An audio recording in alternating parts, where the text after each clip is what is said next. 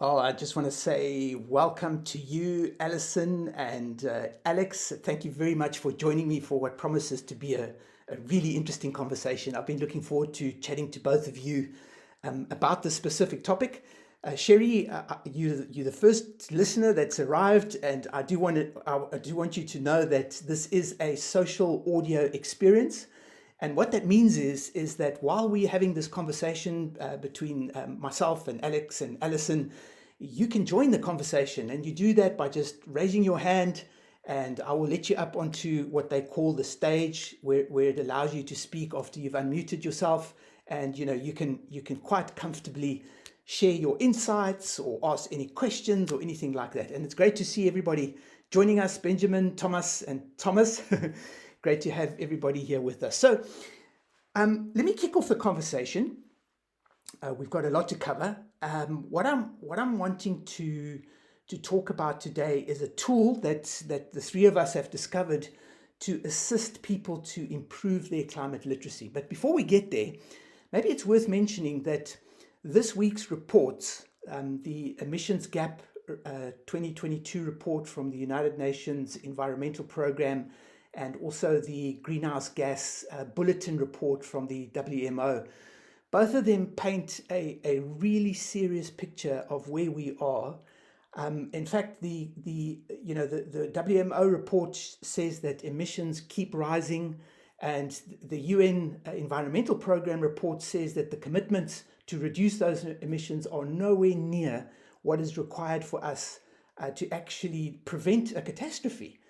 And so the topic of climate literacy and drastic action, which is going to have to take place in the next 7 years. I mean, we're at the end of 2022 now, so we may as well talk about 7 years to 2030, is going to be pretty profound. And in order to make that shift, whether it be inside, in your community, or whether it be in your country, or whether it be inside your business, which is really what today's conversation is about, it's going to require that people have a level of climate literacy so that they understand what it is that they're dealing with, and why it's important. Where are the high leverage actions that can be taken? Okay, so what I'm going to do, let me kick off the conversation. Alison, I'm going to start with you. So maybe just a little bit about yourself, where you're based, and what it is that you do at the moment. Thanks, Peter. Hi, everyone. I'm Allison Whitaker, and I have just relocated from the UK to the US, North Carolina to be specific. I'm closer to family now. This is near where I grew up. And I work with a company called With Many Roots. Essentially, what we do is help people be prepared with education for the Anthropocene. So my work there involves workshop facilitation, communications direction, and community development.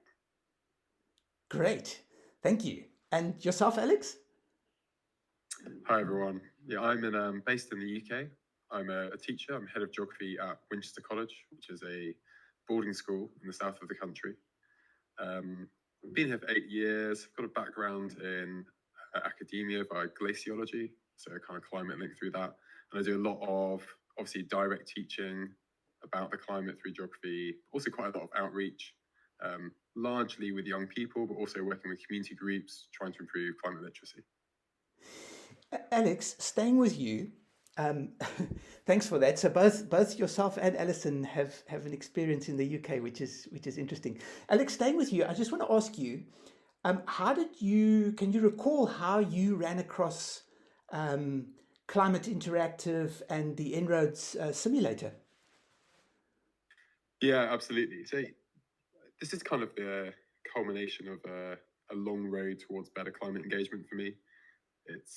I came out of academia because I wanted to be teaching and educating people around the climate. I felt that there was a necessity in the UK to do a better job in terms of geography teaching, help people understand the world. I've worked on glaciers. I've had practical issues with having to work on a glacier where we're losing 3 meters of ice vertically each year, and it's messing all our experiments up. And so I came to teaching with this this approach of trying to do the best job I could in helping people understand the world and the climate. And the climate system is not unique in being a system, obviously. So I've done a lot of systems education through my time. And as time has gone in my teaching career, I've honed in increasingly on the climate emergency and teaching better around that. And I became aware that Climate Interactive had this tool, En-ROADS, which just seemed to be best in class. And then I eventually had the time to commit to learn how to facilitate and use it properly. And it's just by far and away the best educational tool I've come across for teaching people about the climate system and the climate emergency. And I've spun that into my teaching, I've spun that into the outreach. And it's just been a really exciting journey once I've engaged with it. So that's really great. And what I want to do is I want to come back to why you feel that this is such a powerful tool in a second. But before we do that, Allison, how did you run across Climate Interactive and the simulator? This is a really good question. So I have come to climate education through workshops, and I participated in a workshop that really helped me understand the scope of the problem. And what happened after that workshop was I thought, what are the solutions? What can we do next? And so I think En-ROADS really fills that gap in a really robust way. It is, backed by a lot of robust data. It has a really strong workshop arc that leads people through the process. And I found it actually through a community that was connecting folks who work in climate in my home state. And the Climate Interactive group is based out of North Carolina. So I got invited to a workshop. I was super curious, and the rest is history, as they say. Allison, I want to get back to you, but just for those of you wondering how I ran across Climate Interactive. So at Future Work IQ, we were looking for a tool that we could use to help leadership teams improve their mental model of the whole climate conversation, what's involved, what's driving the issue, what we need to do about it, etc. Anyway, so we were looking for a very interactive tool that we could use, that in a very short space of time, people could go, wow, okay, now we get what's going on here. And that's how we ran across Climate Interactive and the En-ROADS, the En-ROADS simulator. By the way, for everybody that's listening, I recently interviewed Andrew Jones, who's the executive director at Climate Interactive. We did a conversation like this on LinkedIn as well, which is recorded. And what I'll do after this event, I'll actually leave a link to that in the comments of this event, so that for those of you that may want to listen to that conversation, and there we explored this issue as well. So I want to get just now back to you, Allison. So your audience, where you use the simulator, who are they primarily? And Alex, I'm obviously going to ask you the same question, but I think based on what you said a little earlier, we can kind of guess. But who is your audience, would you say, primarily, Allison? That's a great question. So primarily, we're looking to speak to folks within organizations, within corporate spaces, who are really seeking to understand the scope of the climate problem and how they might address it through solutions. The gap that we see is that many people, including myself, we didn't learn about this in school.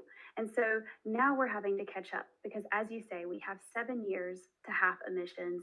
So we don't have time for everybody in these leadership positions to go back to school and learn all of these things. We need to be able to bring interactive, accessible education into these spaces. And that's exactly the people that we seek to communicate with. Right. So we primarily are also in the same space, I would say. We also are talking primarily to businesses, leadership teams. What I found quite interesting is that many companies, depending obviously on the size of the organization, their sustainability departments have traditionally been very small, and in some cases, like if you take small to medium enterprises, they may not in fact have a sustainability department at all. They may just have someone who's tasked with this issue, and on top of everything else that they do, it can often be very difficult to land this message properly inside an organization. And what we found is that this workshop using the simulator I'm not sure about you, Alison. You can tell us a little later when we get into this, and yourself, Alex. But our workshops, we've tried to sort of limit them to about 2 hours, which allows for enough time for people to engage in with the tool and ask the questions they do. But it's actually a very short time frame in which you can actually accomplish quite a lot. So I want to go to you, Alex. So I assume that most of, and that's a mistake often, is that most of your use of the simulator has been with students, right? I think majority of cases that's true, but I've used it a lot with colleagues. That uplifting skill set that Alison spoke about is true across the teaching profession. And how critical is it that whether you're teaching geography, which is obviously quite UK specific, or English, or teaching literature, or you're teaching biology, that you have a really good understanding of the climate system, and that we're all on message and helping people guide people to the most impactful decisions.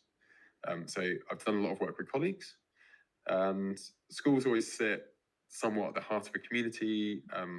We're unusual here that we're a boarding school, so nearly all our teaching staff live within 5 minutes walk of the classrooms. And so we're well integrated, I'd say, into the wider town. And I've done some work with community groups as a consequence of that.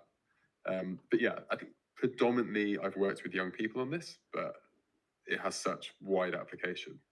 So let's stay with us. And before we do, I just want to mention to everybody that's been joining us, hi Kenneth, I see you here too. And I just want to mention to all of you that it is this is a social audio experience.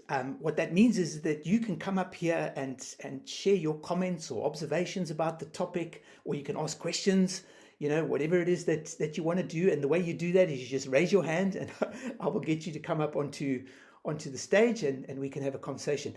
But Alex, just I want to just talk to you about the use of the tool with students. So and young people, what has your experience been in using the simulator with that age group?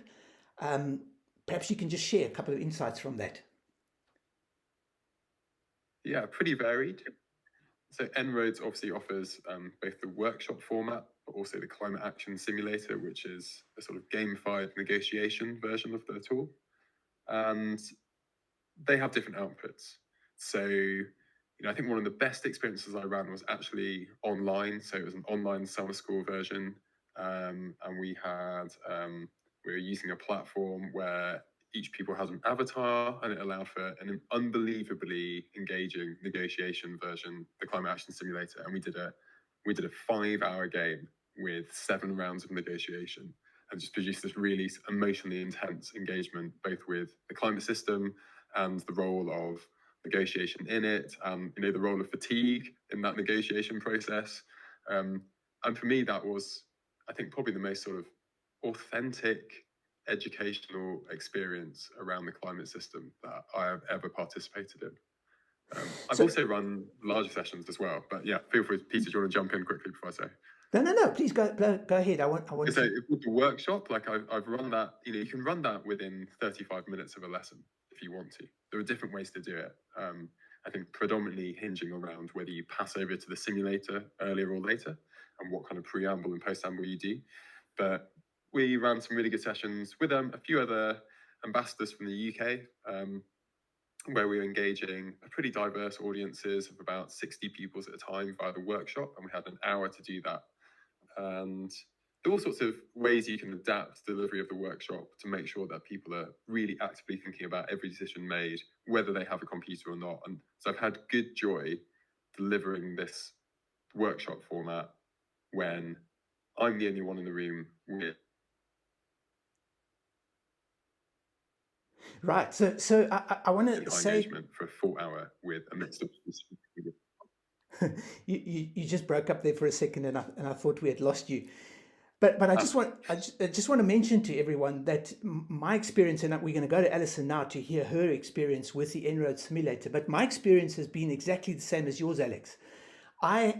Sometimes when you go to something, an event, or especially online events, they can be so boring, And it really is a strain. But because of the nature of both the game and the workshop that Climate Interactive have developed the tools for, it creates engagement at a level that I have not personally experienced with much. And as a result of that level of engagement, we see incredible stuff happen to people, and we'll talk about that in a second. But this is truly a powerful interactive tool that can assist you to land to land climate literacy in all its glory, almost in a very short space of time. Alison, would you agree with that? What's your experience been? Absolutely. This interactive style of learning and the visual aspects of it really help to engage non-traditional learners or learners who have different ways of approaching the materials. And for me, I think the key thing that I was looking for with the En-ROAD simulator was a systemic look at solutions, because I think the messages that so many times we get as consumers or is that we need to do individual solutions, that we need to take the burden on our shoulders. And what I think En-ROADS does quite well is to help us to visualize systemic solutions, how we can set citizens and ourselves up for success. Or if you want to get nerdy, we can call it policy. And so, what I like about demystifying policy is making it accessible to people. It helps to bring people into a space where they may not have normally been welcomed into. And the tool is so powerful. So, as Alex was saying, it's really important that we develop the storyline around the workshop, because it is an incredibly powerful tool, but how you bring people into that space and what you frame their role as is really, really important. So the sort of arc that I tend to see is that this sort of dip in energy when they realize, there are no silver bullets here. There's no one solution that's going to save us all. And then they start to get this gritty determination. And this is really fun, because this is when you can start to rally the troops. You'll pull out these aha moments. And as a facilitator, that's what I thrive on. This tool definitely provides those moments in spades. But once you get that gritty determination, then you can start to really get ambitious with those solutions and realize how much it's going to take. I mean, honestly, the takeaway from most of my workshops is this is a kitchen sink problem. We have to throw everything and the kitchen sink at it.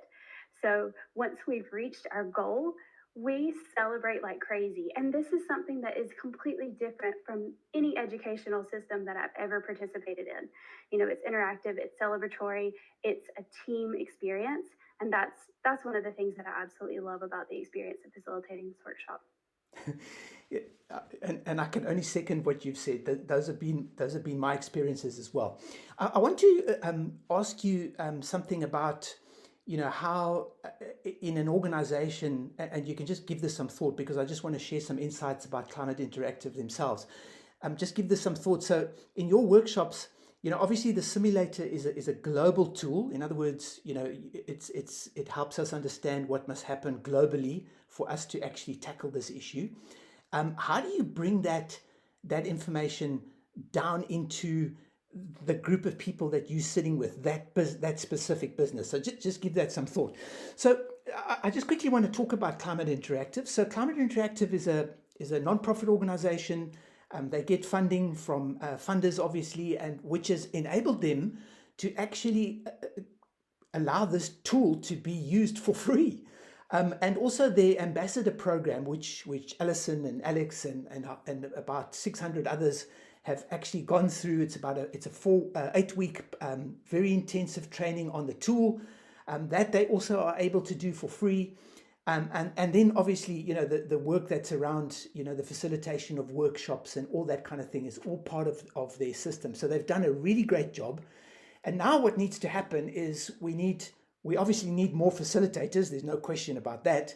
But these workshops need to move into communities. They need to get into spaces where people can talk about these issues and actually begin to now move the needle on this project, on this whole, on this issue that we face. And that's important, because it's individuals that together as a collective can start actually changing the whole system.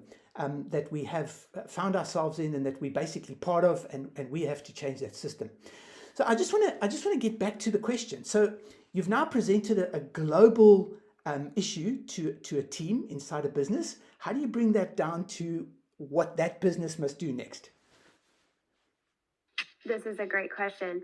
And at first, it can seem like it doesn't connect, but getting back to that policy conversation, we have policy that's coming down the pipeline. We know that governments have to respond. And so companies need to be prepared for that. So when they can visualize what actually has to happen, they're going to be in a more resilient space to respond. Additionally, who drives policy? Citizens. And citizens buy products from companies. So they have pressure coming from the top down and the bottom up. And there's a third way that they have pressure coming, and that's the middle out. So there are internal stakeholders in every company. We know that the majority of people care about climate, and everyone is looking for ways that they can link their job with climate. So this is a really key piece too for organizations to understand why this is so important and how they can respond. So tactically speaking, there are a couple ways that I have approached this. There is a way to create a workshop because it is such a powerful tool. You can focus on sector-specific problems. So you can tailor the workshop to the specific sector that you're working with. And then there's also something that I've been playing with a bit, and that is taking the company's current sustainability strategy, modeling it on En-ROADS as if the entire world acted in the same way. What would that world look like? So I think that's a good way to put into perspective and to challenge some more ambitious sustainability goals within the organization. So 100%. I mean, we do a similar thing. In fact, what I found extremely useful is to say to people, okay, we've discussed the global issue, but now let's talk about your company's fossil fuel touch points. And let's see if it's possible to decouple from those. And if you were to decouple from them, how would you do it? And so getting back to what you were saying about an existing sustainability plan, having that conversation in the context of what they've just experienced with the model, they begin to understand where these pieces fit into the whole puzzle. Alex, I just want to check with you now. The students, what have you seen to be the general reaction from young people when they actually look at, firstly, the complexity of the situation and what needs to be done? What have you found to be the sort of general vibe that the young people have had working with a tool like this? Firstly, I think it's worth noting that they've often had some degree of climate education. Most young people, it's involved in their lives, they're aware of it. And it is really complex. So actually I see En-ROADS as a complex tool, but it's a way of simplifying the climate system for them. And so that's quite rewarding and I think heartening and helps people with climate anxiety if they're a young person. When you're faced with this problem, which you're told repeatedly is an awful situation, and there's a lot of doomist rhetoric out there, and then you just see no clear way to understand it because it's so complex in the ways it's presented to you, that's really disempowering. Whereas when we use En-ROADS, over the course of, say, an hour-long workshop, they can really unpick what's going on and what are the strongest actions we can take. That is a very empowering situation, and I've seen really positive responses from pupils in that scenario. With the climate action simulator, the gamified approach, that can have quite diverse outcomes. And I think typically now with young people, I've started doing the workshop before I do the climate action simulator. Because in the climate action simulator, people are taking on roles, pretending to be different stakeholders. And the young people can get really into that, and it's great.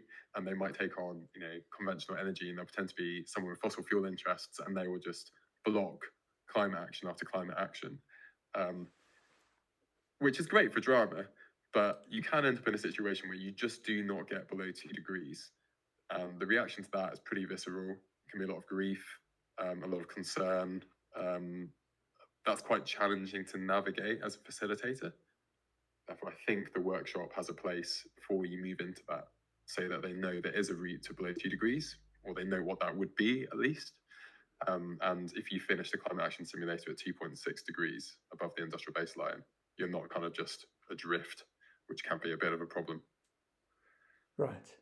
So just for those of you that are listening to this conversation, we are talking about, for those that have just joined, we're talking about a very powerful tool created by a company called Climate Interactive. It's called the En-ROADS Climate Simulator, and it's used to help people in a very short space of time to get their heads around the climate system and what needs to happen to our system that we're part of today, in order to actually try and reverse the trajectory that we're on at the moment.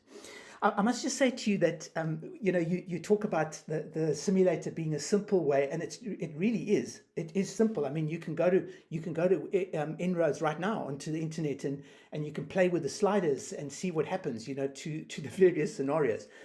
But what excites me is that the simulator is based on solid science. The latest, they update it every month with the latest research, so the model stays current. It's based on the IPCC reports, the latest reports, and whatever else comes out, over the time of the course of a year. They keep updating this. But I was listening to someone from MIT who was using the simulator to actually present a climate workshop, a climate solutions workshop, and they just dropped a little comment that on the back end of this thing, there's about 14,000 thereabouts equations that run this whole thing. But in a few minutes, you can actually see how the system responds, which is a remarkable thing that they've done. All right, so I just really want to mention to all of you listening, if any of you have any comments about this subject, whether it be about teaching climate literacy, or the barriers around this inside organizations, or any questions you would like to ask, please just raise your hand and come up. This is a social audio experience, and we'd really like to involve you in this conversation. It makes for an interesting chat. And how you do that, of course, is you just raise your hand, and I allow you to come up onto the stage. So, Allison, I want to go to you. How do you see, what do you see the future is when it comes to the need for climate literacy? And Alex, I'm going to ask you the same question, actually, but so just think about that. Alex has got a head start on this. What do you think is the future going to be around the need for climate literacy? So the need is great. As you mentioned earlier, am I coming through? Yes, Sorry. you are. Yep. Okay, apologies. The need is great. As you mentioned earlier, we need more facilitators. We need more people understanding this information. Every job is a climate job. Every job can be connected in some way. And so bringing in a multidisciplinary coalition of people within an organization is a really powerful way to come up with some excellent outputs. I mean, this is how we get everybody connected and seeing their role connected to climate. We have 7 years to half emissions, and I am a case study on how a scientific outsider can come into the space, learn it, become passionate about it, and really shift the way that I do my work. So the way that I've approached this is I have a background in marketing and comms, but I didn't understand the climate crisis until really 2019. That's when I finally allowed myself to feel the climate crisis. I had intellectualized it, I had compartmentalized it, and I did not allow my heart to go near it because I was afraid of what would happen. As Alex said, this is difficult information to process, and it's really important that we do allow ourselves to connect with it because it can produce incredible outcomes. For me, I transformed everything that I did. I just heard on a podcast this morning the phrase called career divestment, and I think you could say that's what I've done.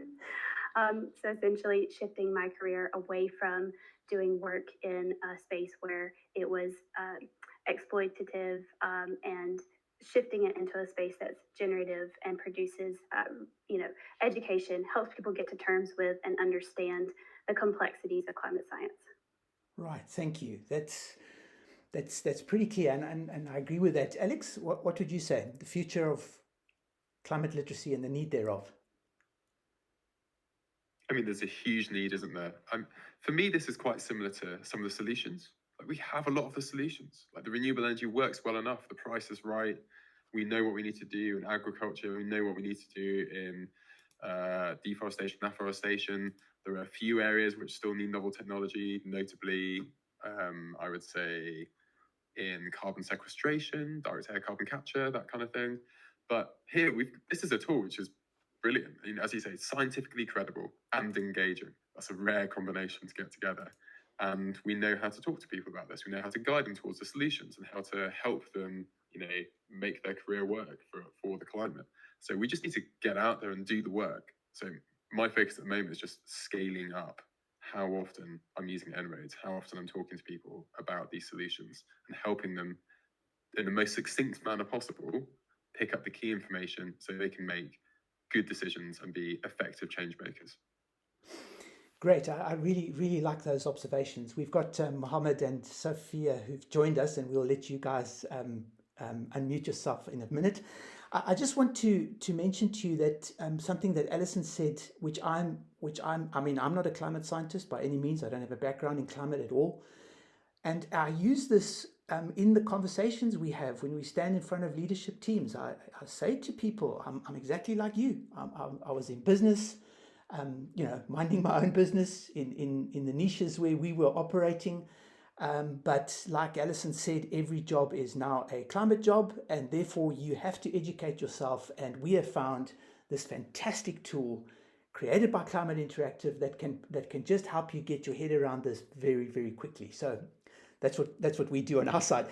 Mohammed, you are up first, so let me unmute and ask your question or an observation from you. Thank you very much, Peter. It's really nice to join your audio and to interact with educated people, and especially the topics that I really like. And I was actually working, but since my job is a climate job and it's like 100% climate job, so I can take a break and step in here and talk to the people. So I was just reading about En-ROADS and Climate Interactive. And maybe I think I've never talked about it, but I work for We Don't Have Time. There's the world's largest platform for climate dialogue. So I would really like to write there about what En-ROADS is doing. And so who's the right person to talk to? I mean, can I message Allison or Alex or some information, or is there anyone else from En-ROADS? So that's a great question. And what my suggestion to you would be, Allison and Alex and myself are more than willing to try and point you in the right direction. But I think the best thing to do is actually hop onto the website and just use the contact form that they have there and just raise your question. That would be my recommendation. Great. Sophia, over to you. Question or comment? Thank you for having me on, Peter. I've never done one of these before. It's the interface is wonderful. It's really been really interesting hearing how Alex and Alison and yourself are using the tool. I've had a bit of a play with it on the dials, and I've joined one of Alison's workshops as well one time. I guess what I'm curious about is how all three of you deal with the potential sort of dictatorial elements of it. Like I decide, we're all going to go electric straight away, or we're gonna slap that carbon tax on immediately. Like I feel like sometimes I've been in spaces where it feels bordering kind of dictatorial. So how do you bring into your workshops how some of these policies might be implemented and who will be impacted positively or negatively with those policy changes? I'm sort of curious about that, particularly with the population slider as well. That's a really great question. Alex, how would you answer that? And then we'll go to Allison. En-ROADS on its sort of initial level allows for quite sweeping changes. I think that's often how you initially approach the workshop. Even when you're making the sweeping changes, you're always encouraging participants to think about what are the co-benefits or possible impacts of any policy change. So people are weighing up that policy change, not just on its impact on the temperature in 2100, but on its impact on the population. So as you say, whack on a carbon tax, there are going to be some pretty substantial impacts. And anyways, there's so many different graphs. So it's one of the benefits, I think, of working with someone that's done the ambassador training, that they can just go in and pick in and be like, well, actually, let's have a look at the financial impacts here, see what the cost of energy is. Is that a big change? Can we think about that in our lives? Is that significant or not? And then you get to the kind of next level of using En-ROADS, and you can dive into so much detail. So you'll say, okay, well, what does that lever actually mean? Do we think that's credible? Okay.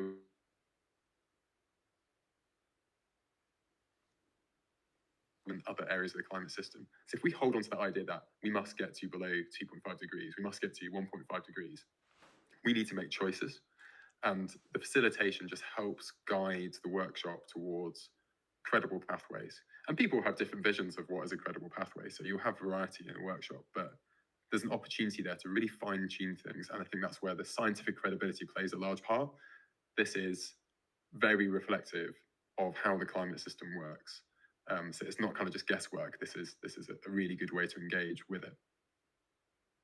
Thank you, Alex. Alison, what would your comment be? So I would definitely echo the comment that Alex made about, trained En-ROADS facilitators. So one of the key frameworks that we use is considering the equity and the co-benefit issues associated with a certain policy.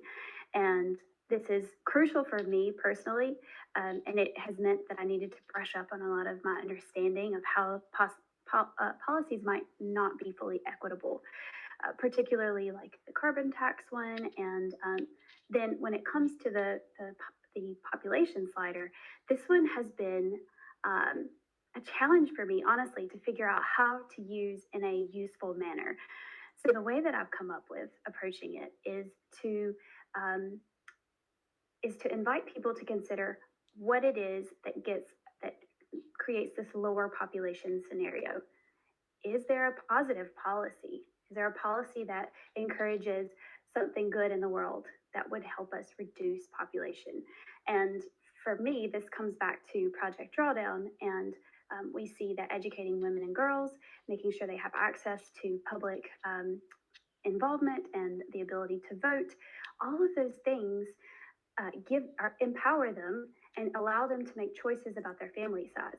And what happens is typically family size is lower in places where women have more equitable community scenarios. So that's a policy that I want to sort of plant in people's brains if they consider the population slider. Many times I don't bring it up.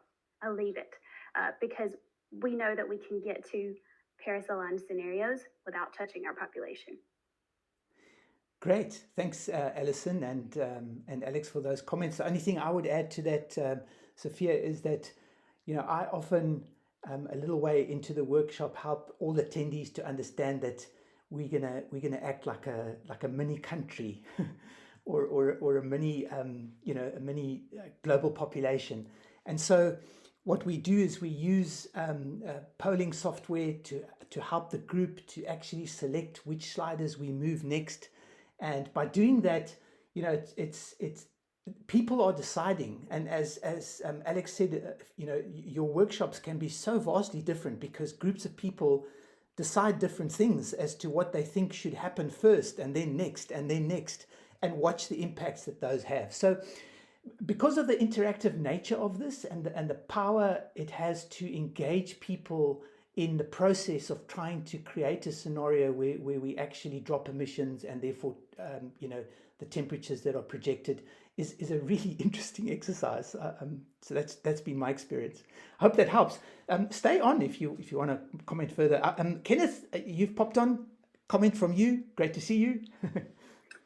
Yeah, great to see you again, Peter. We had a full conversation.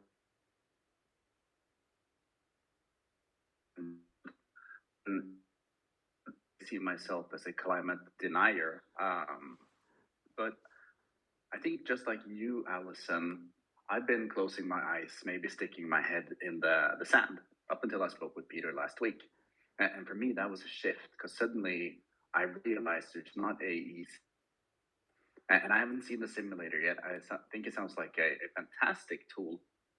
The conversation with Peter scared me a little, to the point where I'm starting to think, okay, how can we convince more people like me that we have to act? So in other words, I guess the question to all of you is, how can we scale this and get the simulator, get the information into as many, not only minds as possible, but maybe hearts as possible, so people really start realizing that we have to do something?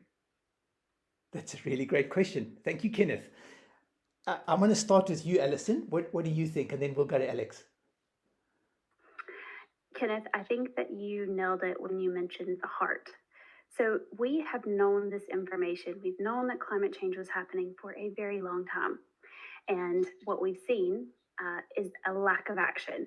And I think part of that comes into this compartmentalization and this disconnection between our brain and our heart. So, one of the ways that I try to bring this into my workshops is to help people really anchor in what they're feeling. So I define what the worst case scenario or the number that we start out with, I define what that world looks like for people and help them understand what it would be like to live there. And then check in with them. How does it feel? And they put a word with that. That word, that feeling is a North Star. That tells you what action, it reveals a lot. It reveals what action you can do next, what you can do to approach your solutions. And it really helps to think about, why it is this is affecting you in that way. I think it's a really useful tool to do some introspection. Then once we've gone through the workshop and we've reached a scenario that's hopefully Paris aligned, so between 1.5 and 2 degrees above pre-industrial levels, we think about what that world feels like to live in. And the difference between those two feelings is an amazing contrast. But really allowing people to feel what that world looks like, to really anchor in that hopeful future, is a powerful way that I've helped people connect their heads to their hearts. Thanks, Alison. Alex? Yeah, that final phase of the workshop is so important. I think if you don't do that, and anyways, how you deliver it is up to the individual person, but spending that time really thinking about the future outcomes, once you have a good understanding of what possibilities they are out there for changing those outcomes, is so important. And a lot of us have a reasonable understanding of the climate system, but maybe don't take action. I think it's true of a lot of the population, certainly very true of a lot of young people. They're just overwhelmed by it. And taking that moment to be reflective is exceptionally powerful. And it's not actually something that comes particularly naturally to my educational practice, but it's worked really well with audiences I didn't expect it to work with. I work until last year, we were an all boys boarding school. Taking time out to be reflective and sit and think about things isn't necessarily naturally like the educational approach, but it's a really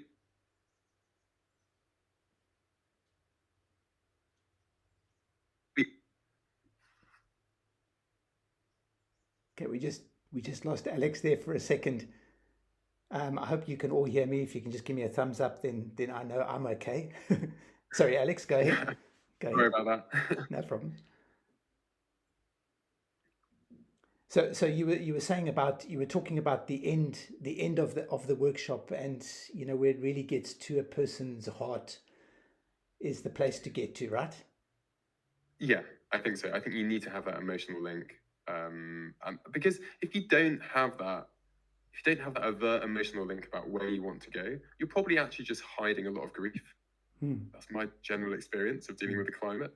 So if you're refusing to engage with the hopeful aspects, you're just denying that you're scared about it sometimes. I find Rebecca Solnit's writing very useful here. The idea that in uncertainty there's hope. And I often use that if we're pessimism or optimism is essentially falling back on certainty that it's either going to be fine or it's going to be awful. But actually, we know how the climate system works. We know how it will respond to different inputs, but we don't know what action will be like this decade. And that uncertainty is very hopeful for me. It could still be massive. We could make the shifts we need. We could stay in a Paris-aligned climate outcome. Thank you, Alex. So Kenneth, just to give you my observation around your question, I think the one was, how do we scale something like this? And how do we get people to act? I must tell you, of late, what's been starting to happen is the climate impacts are becoming real. I mean, right now, in Europe, for example, they're experiencing the warmest October they've ever experienced. I mean, I saw some temperature records being broken in some parts of Europe, which is completely unusual. And people are beginning to wake up to the reality that something is busy changing in the system, and a lot of those changes are actually pretty frightening. And so now, if I think of my workshops that I've been doing of late, what I've been doing is focusing on the issues that are dear to people's hearts, and what it is that they're afraid of losing. So whether it be biodiversity lost, which is already at like shocking levels, whatever it is that people have an emotion towards wanting to save, and we really need to save as much as what is of value to us. What you can do in the workshop is actually focus on those issues, because there's a place in the simulator where you can look at the impacts that this trajectory is having on a whole host of things. And then what we do as we go through the program, we keep revisiting those issues that were of concern to people, to actually see, how were they, how's these actions that we are taking making a difference to those impacts. Is biodiversity loss improving, for example, and what does that mean? So that's been my experience. As to scaling this, education around climate literacy, as Allison said a little earlier, she made a comment that every job is a climate job. I believe that is in fact what is going to happen in every business, because I think as the situation worsens, what's going to happen is the pressure to actually reverse as much of the harm that is being caused as possible is going to become something that is just essential. So I see climate literacy and the need for that kind of work is going to explode. That's just my my comment on that. We'll come back to you in a second if that hasn't answered your question. Benjamin, over to you. Unmute and your comment or question. Sure. Firstly, thank you, Peter, and thank you to the panel and people that have joined. I've not yet seen your model, but I definitely like the sound of it, and I look forward to looking into that. And it sounds like a great way to engage people, whether it's at that sort of singular focus of just learning and understanding what the goals around climate are, but also the impacts, and whether it's scaring people into the idea that the lack of action is heading not only in the wrong direction, but also the ways in which it can impact their lives and others. But then in the positive, that even the small changes at the collective level can definitely make an impact for the positive, and that we can all play a part in that. So I'm looking forward to learning more about it. If I bring my own focus, and it's a little bit broader, to then bring it narrowly back to climate again, my focus is probably a little bit broader about the Sustainable Development Goals. And I relate, to a lot of what's been said already in educating and illuminating, and certainly tapping into people's imagination as well, because we can relate to climate every day and it's always changing.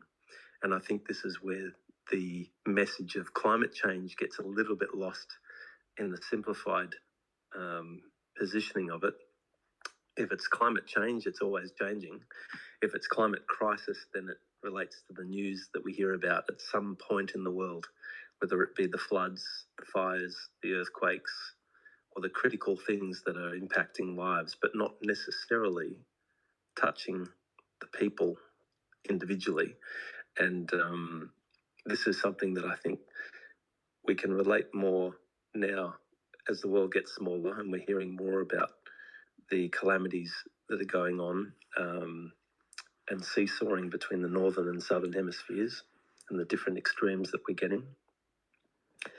What I find interesting is relating it back to sustainability and sustainability goals, is that if we were to understand across organisations and what you're doing, where the affinity might be to climate as one of the primary goals for an organisation at an individual, team and organisational level, but relative to some of those other sustainable goals.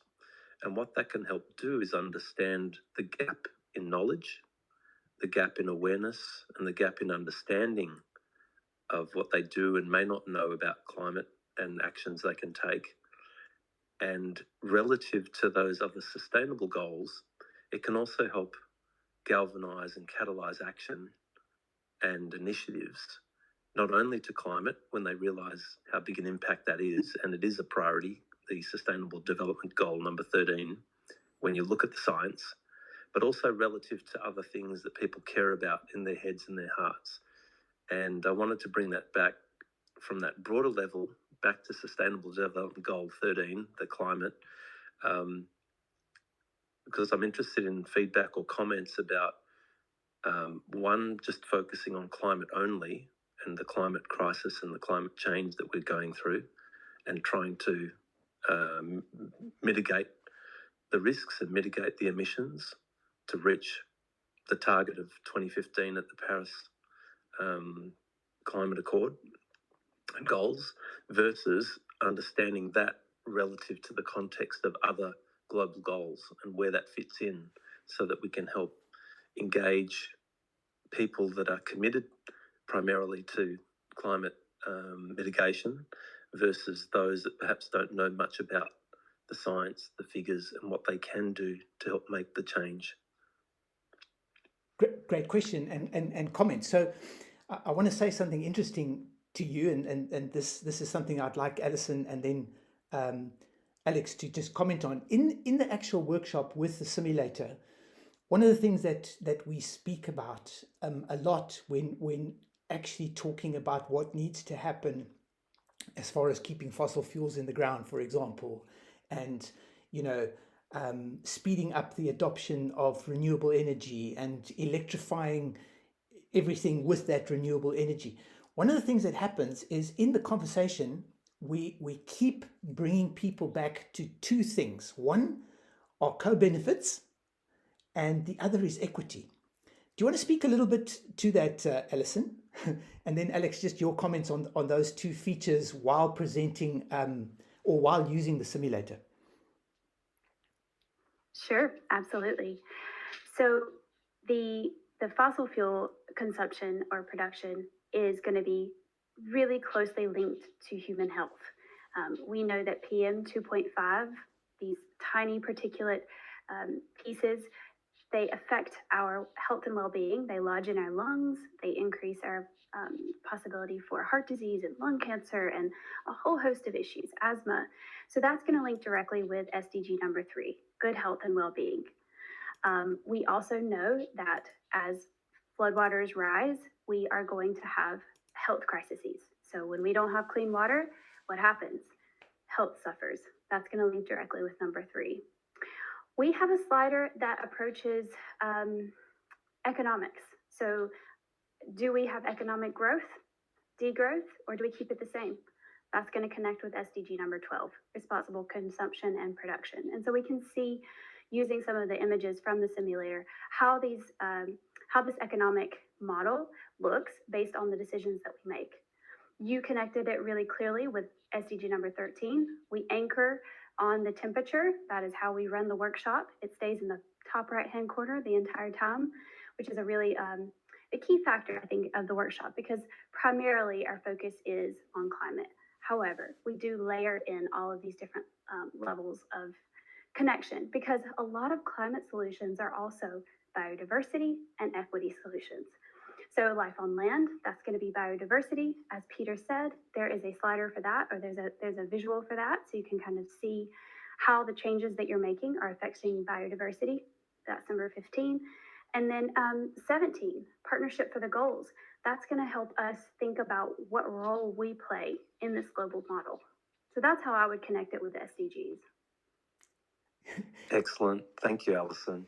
I think this is where, once the discussions and the maturity in organisations that you're engaging start to broaden, it sounds like the tool does take it to that sort of systemic and interdependent level, it sounds like then the light globe would definitely go on, not only in terms of climate, but the interconnectedness between climate, fossil fuels, the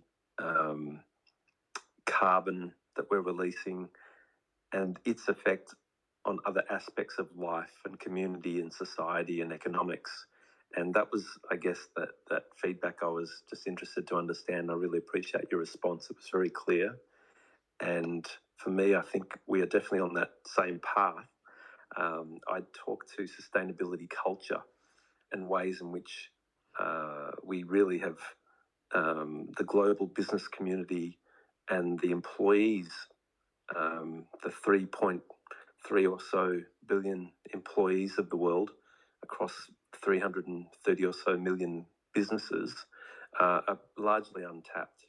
And while ESG is looking from top down, I think your tool sounds like a magnificent tool to build this cultural and educational awareness leading to action, outcomes, and impact. So I applaud you, and I'll pass the baton for others to ask questions. And thank you.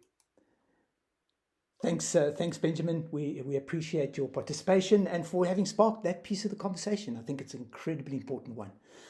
We're almost at the top of the hour. And what I'm wanting to do is just mention to everybody that's listening to this live here with us, and obviously later if you get to listen to the recording, if you want a En-ROADS Climate Solutions workshop or game brought into your company or your organization so that people can experience this firsthand, what you must do, you can reach out to the three of us because we are all climate ambassadors, but you can also go to the website, which is Climate Interactive's website. They've got a list of ambassadors there across the continents across the world. And you can reach out to those folk and ask them whether they can facilitate a workshop for you. So in conclusion, just perhaps a last comment from yourself, Allison, and then over to Alex, and then we'll call it a day. I am incredibly grateful for the opportunity to share and speak about this tool that I find to be powerful and compelling, and to create the kind of reflection and outcomes that we really need in this climate crisis. I'm grateful to you, Peter, for asking me on here. I'm grateful to Alex for being a really amazing fellow guest, and for all of the folks who came and stayed and listened into this. Thank you so much. Thanks, Allison. Alex? Yeah, likewise. I mean, I feel very strongly about En-ROADS as an educational tool, as a way to teaching climate literacy, and as a way to getting us to a future which is healthier, happier, a little bit less warm than it might be. So just great to talk to a larger audience and share a few different perspectives. And I'm always really happy to talk one-to-one to people if they want to hear more about the particular setting I work in, or the educational setting, or how it might work within the educational framework to help you teach climate literacy better, especially to young people. So yeah, thanks very much, Peter, for the opportunity, and just fun to talk about En-ROADS. Thank you, Alex, and thank you, Allison. I really appreciate your time. And for those of you that joined us to listen, and especially those that came up onto the stage, Kenneth and Benjamin and Mohammed and Sophia, we really appreciate your participation here, because what that does is it creates a rich experience. We're going to continue these conversations on LinkedIn around the theme of climate literacy, and I hope you will join us for those conversations later on as you see them arrive in your feed. So that's it from us. We hope you have a great Thursday wherever you may be.